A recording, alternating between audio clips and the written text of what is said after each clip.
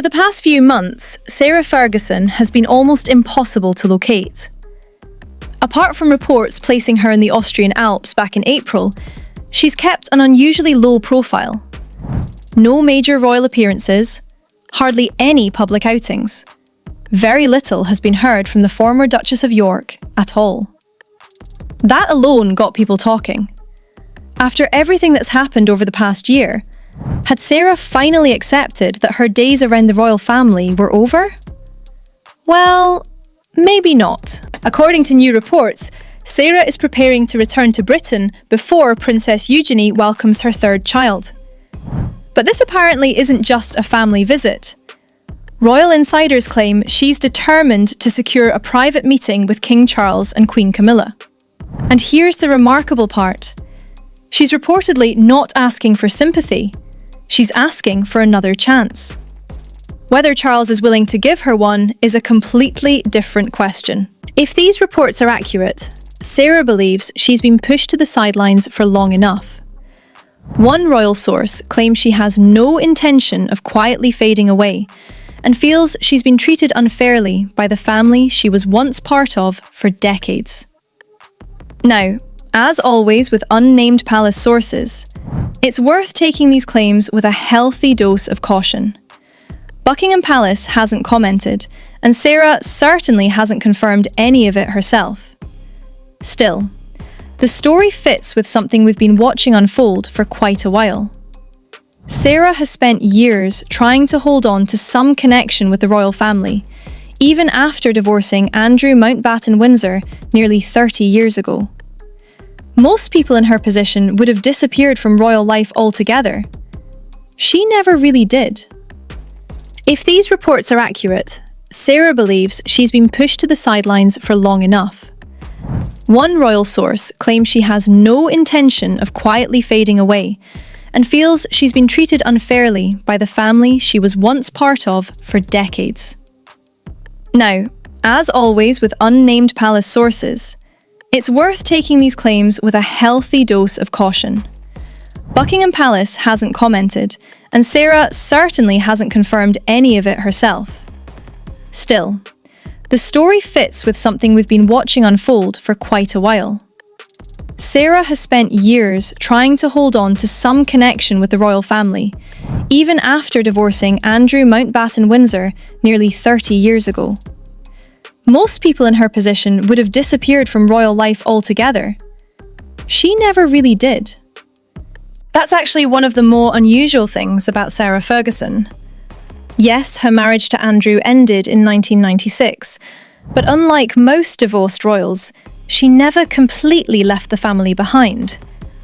She remained close to Queen Elizabeth II. She was still invited to Christmas at Sandringham.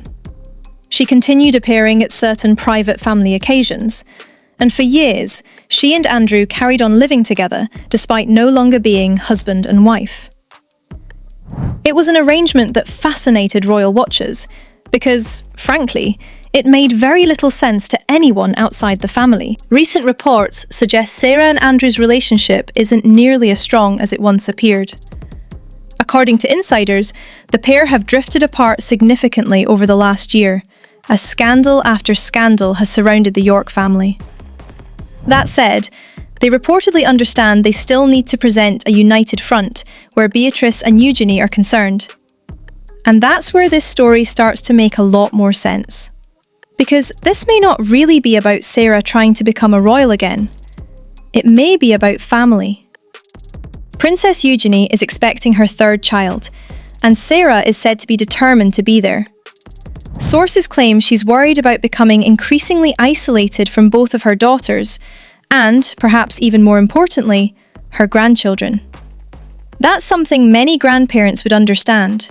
Of course, there's another reason she may feel the clock is ticking. Over the past year, Sarah and Andrew have largely vanished from public life. The last time Sarah appeared publicly alongside King Charles was at the funeral of the Duchess of Kent in September 2025. Since then, both she and Andrew have kept an exceptionally low profile. Rightfully so, after all the recent allegations and discoveries. Meanwhile, Beatrice and Eugenie have quietly tried to move forward. They've made a handful of public appearances. They attended Peter Philip's wedding earlier this summer. They've occasionally been spotted at private events. But noticeably absent from those family gatherings? Their parents. That hasn't gone unnoticed by royal watchers. The obvious question is, why has Sarah become such a difficult figure for the monarchy? The answer, unfortunately for her, is fairly straightforward. Her long-standing association with Jeffrey Epstein has continued to cast a shadow over everything. Last year, previously reported emails resurfaced once again.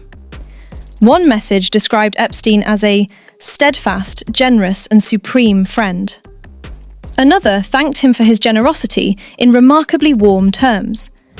There was even one email joking that she was at your service and suggesting he should marry her. Sarah has apologised for those communications.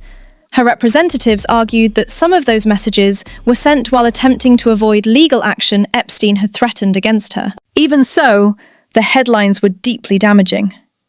Public opinion turned sharply against her again, and several charities reportedly cut ties with her following the renewed scrutiny.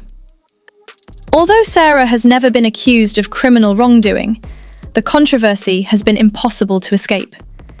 And from the palace's perspective, that's exactly the problem. King Charles has spent the last few years trying to steady the monarchy.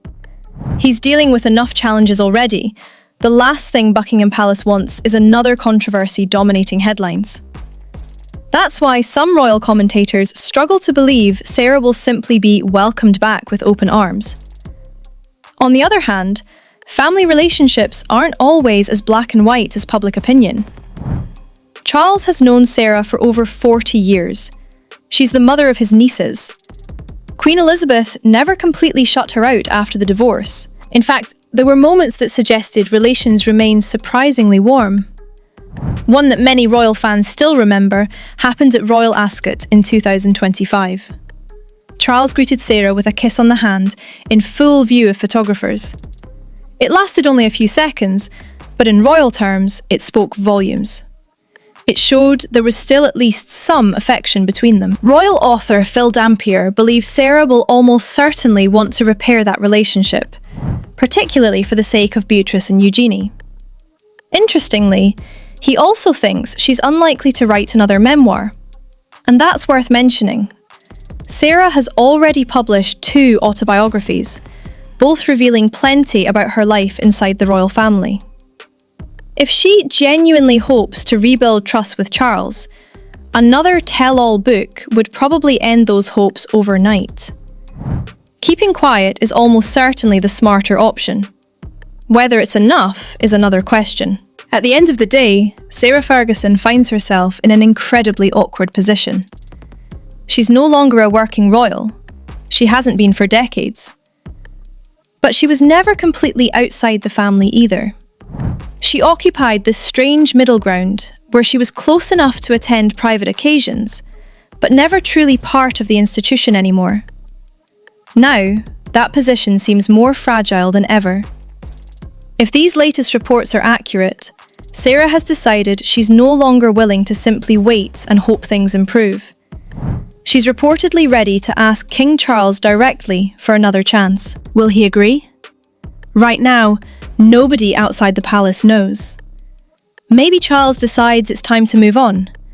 Maybe he quietly allows Sarah back into family life, but strictly behind closed doors. Or maybe nothing changes at all. Whatever happens, the next few months could tell us a great deal about where Sarah Ferguson really stands with the royal family after nearly 4 decades of ups, downs, scandals, and second chances. So what do you think? Should King Charles give Sarah Ferguson another opportunity to rebuild her relationship with the royal family? Or has too much happened over the years for that to ever be possible? Let me know what you think in the comments below.